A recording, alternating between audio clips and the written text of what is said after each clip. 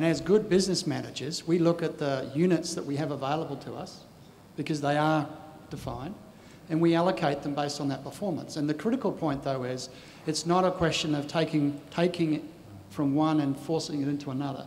It's a question of managing it relative to where the market is moving at a particular point in time. We see the strength is in terms of balancing the revenue streams and revenue mixes between the various sources.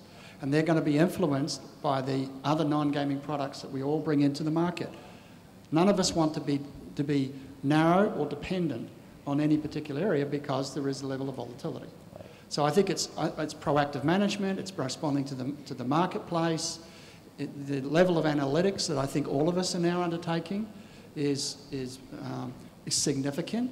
And I think the analysts and those that we meet regularly with, they're right into those sort of details. So that is important. So I agree that what you start seeing is we're moving capacity from VIP into mass because the opportunity is emerging. But we're also working with our operators to say, how do we improve the performance of your operation? Because remember, they also have to man a table. They have an implicit cost associated with idle capacity. And so while there's a significant advantage for us, it's a collaborative arrangement of trying to improve the overall operating performance from all of the people and all the partners that we work with in the industry. Okay. Shift a little bit. So this was VIP volumes. This table shows VIP on the top, but let's focus on the bottom, which is mass market gaming revenue on a year-on-year basis, so a growth basis, and it looks over the last couple of quarters. And what I would highlight here is clearly in the first quarter with what we've seen, and we'll get Galaxies later today, robust growth. And Win is the slowest, but that's with one hand tied behind your back because you're going through a refurb, with part of your floor. So I mean, it's pretty amazing. As we go through the rest of this year, you've got progressively more difficult comparisons in general on a year-on-year basis. What are the levers that you have to drive mass market growth on a same-store basis? What are they, we know table minimums and things like that, but what do you do? But we do all of the above.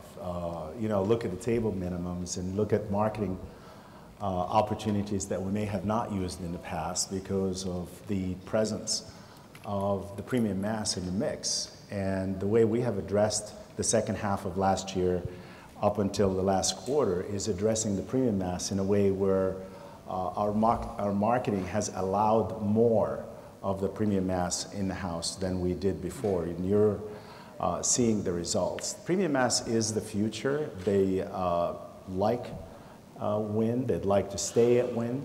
And I think that the opportunity for the premium mass who needs rooms is shaping up to help us with the results, because for the first time we're allowing some of that, especially on weekends, which is a time we didn't have the opportunity to accommodate our premium mass. So I think the continued success of that segment at Win is really by focusing on specifically marketing to them.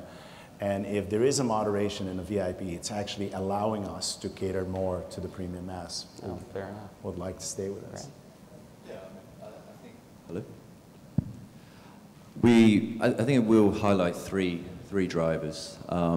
Firstly, to Gamal's point, accommodation for the overnight guests remains key. And I think our chairman referenced recently in the conference call, we still have significant opportunity to optimize the rooms that we have, over 9,000 keys. That's one. And we see the evolution of the visitor coming from further away within China, coming from the provinces in the north, in the east, as opposed to just Guangdong, and they're staying longer. So I think accommodation remains key. Second aspect is, we continue, I think, to have, differentiated non-gaming offering. In terms of, our retail, we have close to 600 shops now across 3 retail malls. We are opening the next phase of Sands Kodai Central Retail in the summer, and we're going to do a refit of some of the Four Seasons stores. So There is still a lot of room to expand attraction-wise to the premium mass, the core mass customer.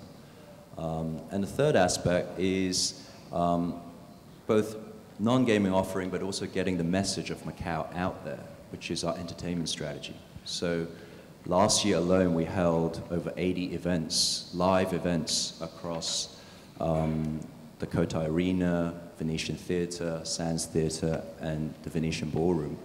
Of course, the attendance, was very strong. We had over almost 400,000 attendees for those events. But more importantly, we managed to project 12 of those events into mainland China in terms of TV viewership. So those 12 events collectively probably drew about 800 to 900 million viewerships in mainland China. And that gets us very far in terms of sending the diversification message, the non-gaming attraction message to our core market. And I'm going to twist the question on you. Okay, go ahead. Go ahead. Well, premium mass has been mentioned a few times, more than a few times. Dive into it. What is premium mass? It's like this amorphous being, and I'll pull up one more slide here, not to ask you a question as it relates to a Sands slide, but this was the one slide in the first quarter earnings call so far that really sort of highlighted some intriguing dynamics on the premium mass business. What is it? So you're pleased to know I'm going to give you the same answer I was going to give you before the twist. Because I think what we need to now focus on, and Grant touched on it, is the consumer is actually becoming confident about accessing Macau. It's getting understood that there's a wide variety of different assets, different opportunities, and different entertainment. And at the same time, they're also getting confident in terms of maturing, in terms of engaging directly with casinos and with gaming hospitality properties.